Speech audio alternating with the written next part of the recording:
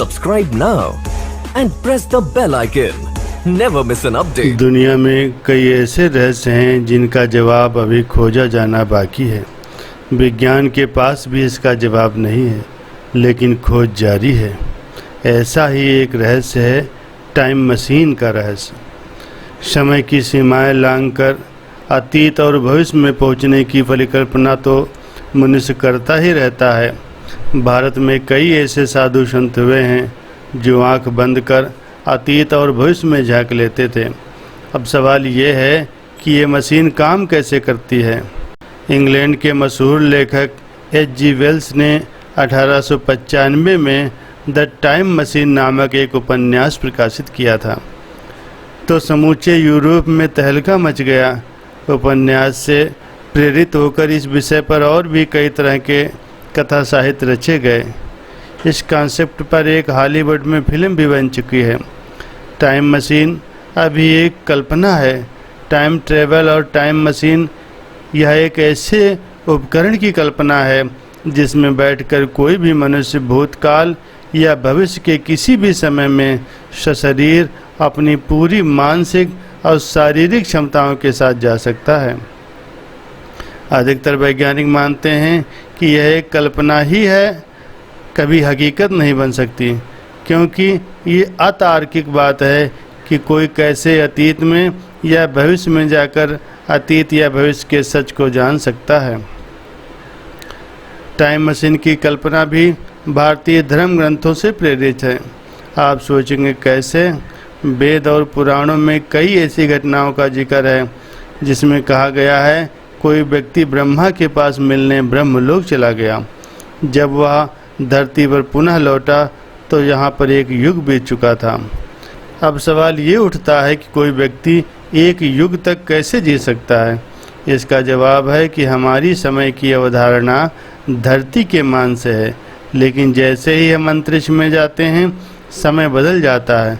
जो व्यक्ति ब्रह्मलोक होकर लौटा उसके लिए तो उसके मान से 1 वर्ष ही लगा, लेकिन उक्त 1 वर्ष में धरती पर एक युग बीत गया। बुध ग्रह पर तो 2 युग बीत गए होंगे, क्योंकि वहाँ का 1 वर्ष तो 88 दिनों का ही होता है। अब हम टाइम मशीन की थ्योरी को समझेंगे। पहले ये माना जाता था कि समय निरपेक्ष और सार्वभौम है, अर्थात सभी के लिए समान है। यानी ये धरती पर 10 बज रहे हैं तो यहाँ यह माने कि मंगल ग्रह पर भी 10 ही बज रहे होंगे। लेकिन आइंस्टीन के सापेक्षता सिद्धांत के अनुसार ऐसा नहीं है। समय की धारणा अलग अलग है। आइंस्टीन ने कहा कि 2 घटनाओं के बीच को मापा गया समय इस बात पर निर्भर करता है कि उन्हें देखने वाला किस गति से जा रहा है। मान लीजिए 2 जुड़वा भाई हैं ए और बी। एक अत्यंत तीव्र गति के अंतरिक्ष यान से किसी ग्रह पर जाता है और कुछ समय के बाद पृथ्वी पर वापस लौट आता है, जबकि बी यहीं धरती पर अपने घर में ही रहता है।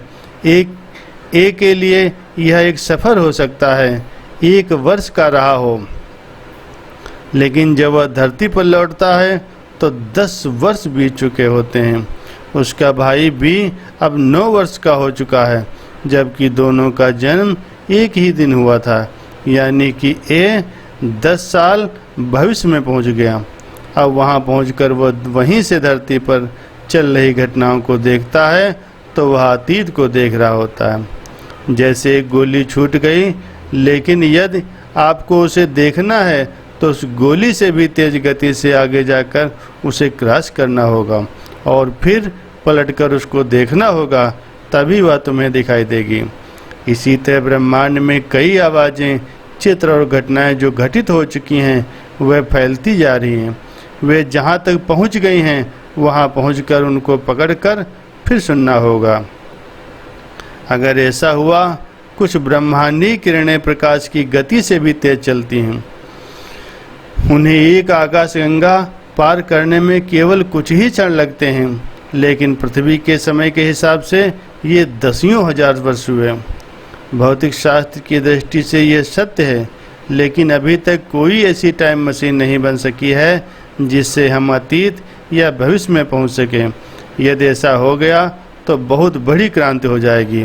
मानव जहाँ खुद की उम्र बढ़ाने के समझ होगा, वहीं वह भविष्य को बदलना भी सीख जाएगा।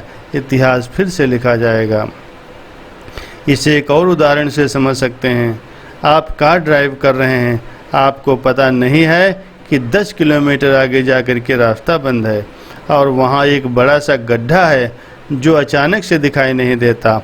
आपकी कार तेज गति से चल रही है। अब आप सोचिए कि आपके साथ क्या होने वाला है।